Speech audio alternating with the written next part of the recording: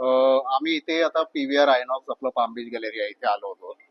तर इथे आलो होतो तर आम्हाला निदर्शनात आलं की त्यांचा एक मूवी जॉकी करून एक चॅटबॉटचा ऍप्लिकेशन आहे. तर त्याच्यामध्ये मराठीला 6व्या क्रमांकावरती त्यांनी प्राधान्य दिलेलं आहे. मुळामध्ये आपलं हे थिएटर आहे महाराष्ट्रामध्ये आहे, ठीक आहे, आणि मुंबईमध्ये आहे, नवी मुंबईमध्ये आहे. तर मराठीला प्राधान्य हे प्रथम मिळालंच पाहिजे हे आमचं त्यांना म्हणणं होतं.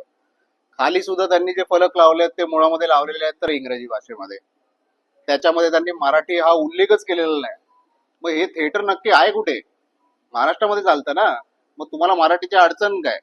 तुम्ही तिथे पर्यायांमध्ये इंग्लिश लिहिता, हिंदी लिहिता, ठीक आहे.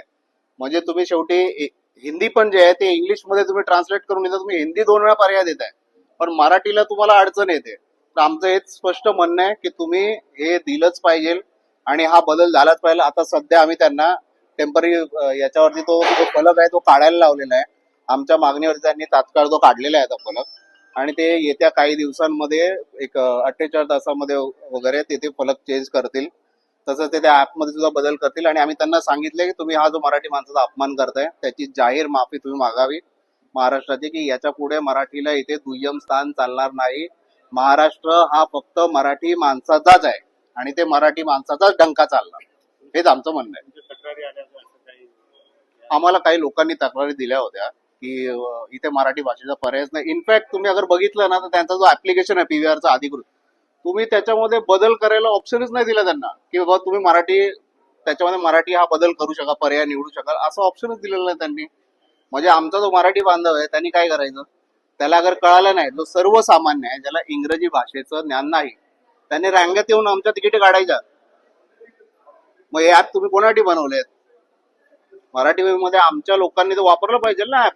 आमच्या आता ते बोललेत की ते त्यांच्या वरिष्ठांशी बोलून त्याच्यामध्ये बदल करून घेणार आहेत, ऍप मध्ये सुद्धा बदल करून घेणार आहेत. प्लस ते जे फलक तर आपण बदललेलेच आहेत ते मराठीत सुद्धा करणार आहेत आणि एक माफीनामा देतील असं त्यांनी आश्वासन दिलेलं आहे.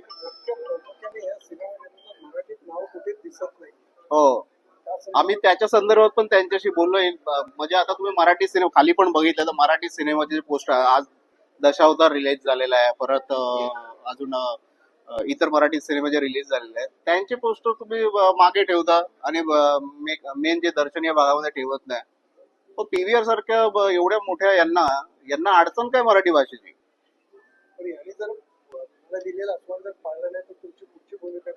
पुढची भूमिका मग राजसाहेब जसे सांगतात तसं आम्ही सुरुवातीला काय हात जोडून, नंतर मग हात सोडून काचा फोडून, स्पष्ट एकदम.